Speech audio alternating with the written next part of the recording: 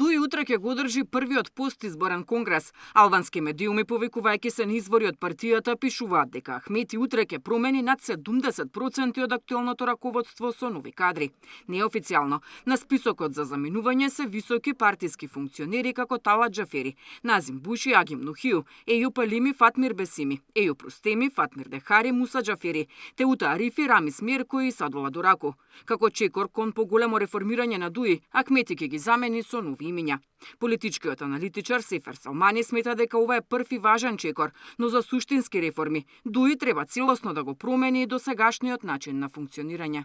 И во Дуи внатре веќе постои консенсус дека реформите се неопходни и дека е дојдено време некои од главните челници кои придонеселе во Дуи и во нивните победи во минатото да го отстапат местото за нови луѓе со нови идеи, со покреативни решенија и кои ќе можат да на некој начин придонесуваат кон стабилизирање на таа политичка партија од расколот што го доживее со демократското движење на господинот Меджити.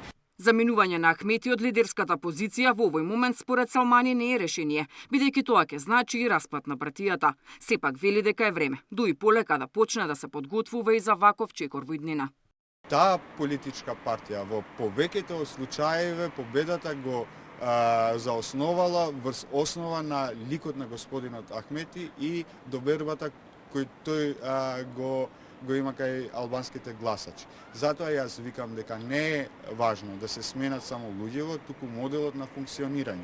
И е дојдено време Дуи полека да почнува да се одвојува или да се потпира целосно во фигурата и ликот на господинот Ахмети и да продолжува да се подготвува за денот кога господинот Ахмети нема да биде на чело на партијата. На последните избори Дуи заедно со коалицијата успеа да освои само 4 општини, додека партијата се надева на победа на повторените избори во Гостивар, Врапчиште, Центар Жупа и Маврово Ростуше, закажани за 11 јануари.